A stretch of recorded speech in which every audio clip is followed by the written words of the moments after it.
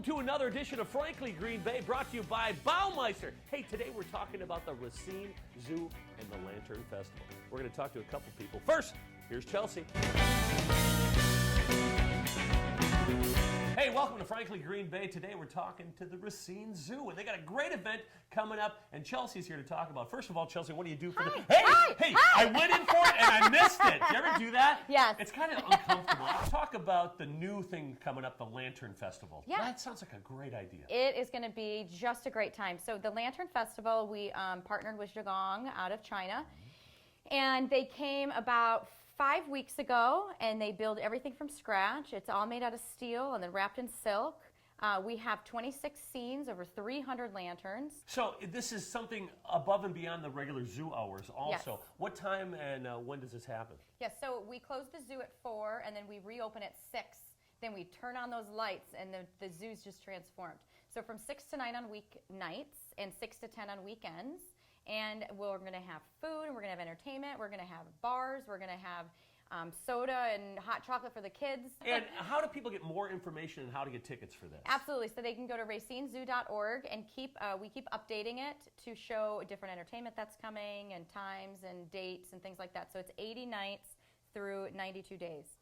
So you can get that full schedule on racinezoo.org. Wow, that sounds fantastic. Again, folks, it's called the Racine Zoo Lantern Festival, Racine, Wisconsin. We're going to talk to the boss right now. We're going to talk to the We're boss going to talk lady. to Beth, and she's going to tell us all about the history and what you can find at the Racine Zoo. And we got the executive director of the Racine Zoo, Beth Hydron. How are you doing, Beth? Good, how are you? You know what? I got to talk to you. This zoo has been around for a long time.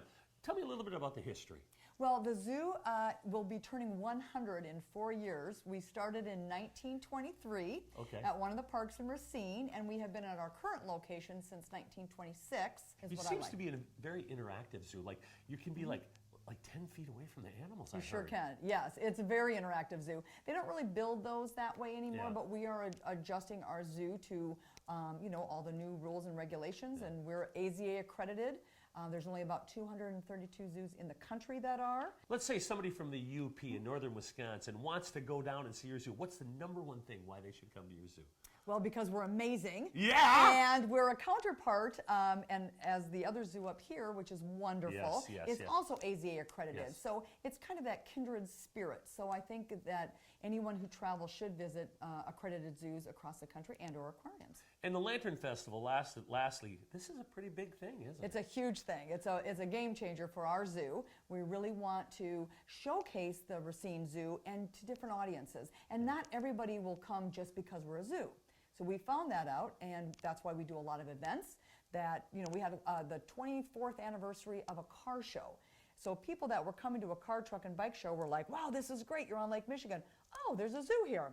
And others that came to the zoo that day were like, oh my gosh, you have a car show. So it's taking different likes and interests of people and getting them to understand the Racine Zoo, that it's for all ages and all backgrounds and all interests. Join them at the Racine Lantern Festival. Again, what are the dates it runs through? We start October 1st and it goes through December 31st. 80 nights within those 92 days. Come on out multiple times. It's going to be great. Rain or snow? Rain or snow. All right, Racine Zoo, racinezoo.org. Hey, join me next week as we bring you another creative person from northeastern Wisconsin.